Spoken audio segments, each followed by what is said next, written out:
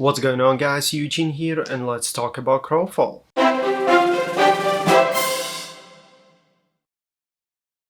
Now, if you haven't heard, Crowfall is a new MMORPG developed by ArtCraft, and what is interesting about this game is the fact that it's been funded by Kickstarter. Their campaign ended on March 2015, and they accumulated almost $2 million, while their initial goal was only $800,000. A year later, by July 2016, they actually managed to collect $7 million through donations on Kickstarter and on their website. Now, the game itself shares many similarities to other MMOs. At the beginning, you choose a class and a race. Of course, you cannot combine every race with every class, while each class later in the game, as you progress through the levels, can be split into different subcategories, as usual as in any MMO. Now, the difference, of course, in this game than any other MMOs are worlds, because when you join the lobby and where you see your characters, you have different worlds available to you. You have first your own kingdom, where you have your own crafting, your own houses, of course, built in the future. Then you have a safe worlds where you can run around, level, collect some crafting materials, and then of course you have other worlds that are more and more dangerous, prompting you to fight more and most importantly to join other groups because you cannot handle them alone. Moreover, each world goes through different seasons. Right now every world is in spring, but in the future you will go through summer, fall, and in the end winter. As season progresses, the resources are much harder to collect, and at the same time enemies are much harder to defeat. Now, unfortunately, the other worlds, the darker ones with stronger enemies, are not yet available. Instead, you have at your disposal only main campaign, where you first of all level through, you'll learn all about the game. When you reach a 25 level, you choose your factions, because there are 3 factions: Sun, Earth and Moon. And as soon as you do that, then you can enter a PvP. Now, the PvP here is a little bit different. It may look like a general battleground, but the fact is that this is a huge map that is non-stop living. It's not that you're queuing there with your teammates and leaving the area as a zone or as a dungeon.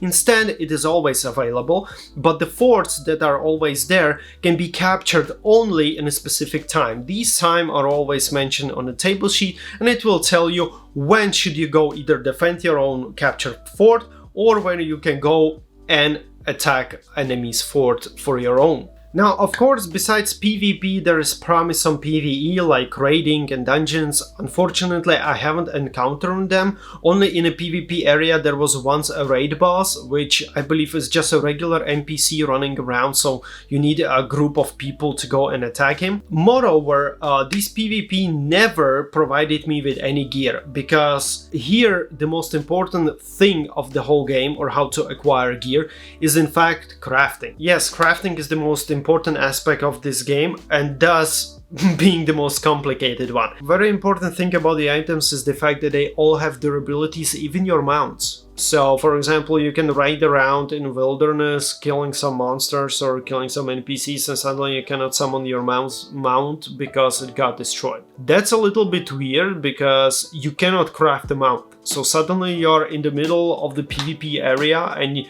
you cannot use your mount, so you immediately need to port back to the city and go buy it. Like, I understand durability on items, but on mounts, come on. Now, the combat is done old-fashioned way. There is no cursor. When you move mouse around, you're actually moving a camera around. You have a cost bars from 1 up until 10 where you put your abilities. With each level, you receive talents that unlock some passive abilities or even active abilities, but also giving you always 10 attributes that you can spend on your main stats, like for example strength, intellect, stamina, and so on.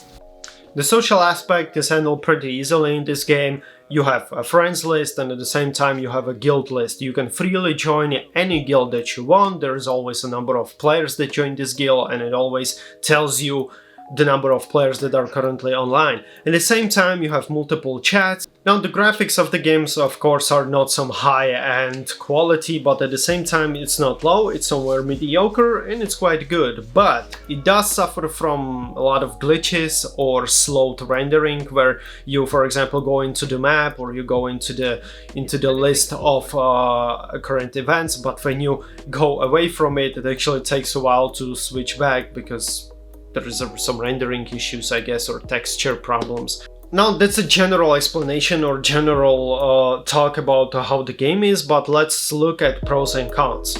Let's talk about the pros.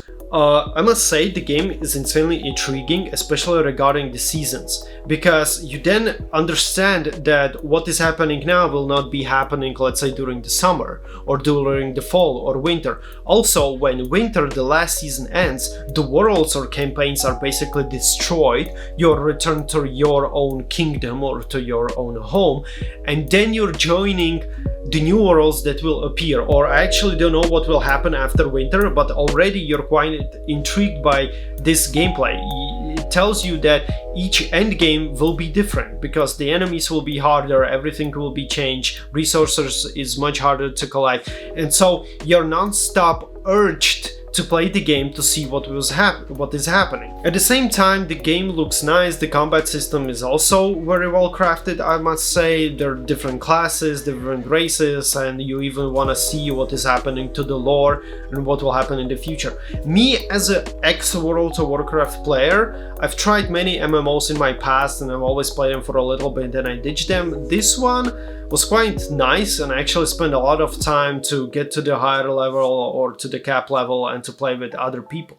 The negative side of the game, and that is the fact right now it is heavily based on PvP, but the player base of the game is not that much, so this PvP is actually being playable. Like, it happened to us that we gathered together like 10 or 12 players on PvP map, but there was nothing to do because we didn't find absolutely any enemy players. And since the player base is quite small, it would be a good option to put everyone together, but instead it actually depends also on what server you are. Like, my guild was battling some enemy players, and when I came to join them, they were not here because, as it turns out, they were on server EU1 while I was on server EU2. And I actually need to log out and go to the different server to join them. That makes it quite that makes the community quite spread out to every server, while there are no big chunks of players to compete against or to fight against.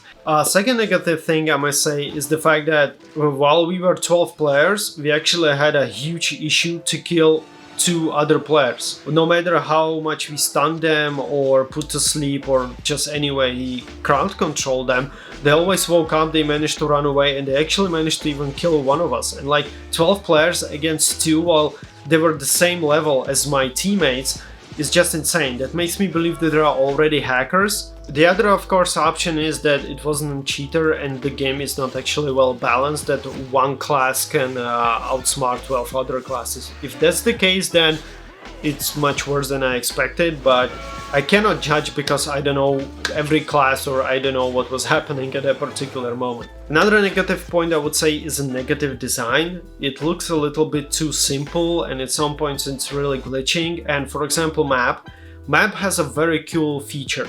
There are squares on the map and you can easily say, for example, we are right now here battling these enemies on, let's say, P20. And on the map, any of your guildmates or friends can easily find that square of P20 and knows where to go. But map itself is badly crafted. I mean, the design itself, it's a little bit weird. You don't understand where you are currently at. You don't see or don't recognize where your teammates are, the ones that are with you in your party. Also, you cannot access map while running, which makes it very bad because that's one of the most important things in MMO, in my opinion, when you run towards a goal and you can check non-stop if you hadn't lost your way. And here you have to stop, you need to access map, you see where to turn around and go. Also, the arrow shows not where your character is aiming, but where your camera is. Which is again very bad because you can switch to map, accidentally touch your mouse a little bit and suddenly you're facing different way. And because you cannot run, you don't see like the correct way you're going. So you turn off the map, you turn around, go, and then after quite a while you realize that you actually turned a bad way. Also in houses or in safe areas, you don't see like vendors, you don't see where there's a crafting station, you don't see anything, which could be a cool feature if you can access map and immediately you can know where everyone is. Third negative point, maybe they will add it in the future, is the fact that there's no action house or some kind of mutual market for players. Considering that very important aspect of the game is in fact crafting, auction house is just a must-have. No matter what the pros and cons, the most important thing in MMO is a player base. It needs a huge player base, then it becomes really an MMO and a really good game. Unfortunately, Crowfall is quite unknown yet because the developers haven't spent a single cent on any promotions, which I suggest they really do. They need to make some promotions, they need to make some ads so people know. There are a lot of MMO players that are looking for something new. I believe this could be the thing. Now, I will definitely keep you updated on this game. Now, with each huge update in the game with additional stuff, I'll be doing new review on Crowfall while building on this review. So if you suddenly miss something in the second and the third, watch through this one. Now, I stream Crowfall live on Twitch, Trovo and YouTube, links down in below. Not every day, but I'm streaming every time when something new is happening in the game. In the meantime, thank you very much for watching, guys. Hope you enjoyed this video and keep on playing, my friends.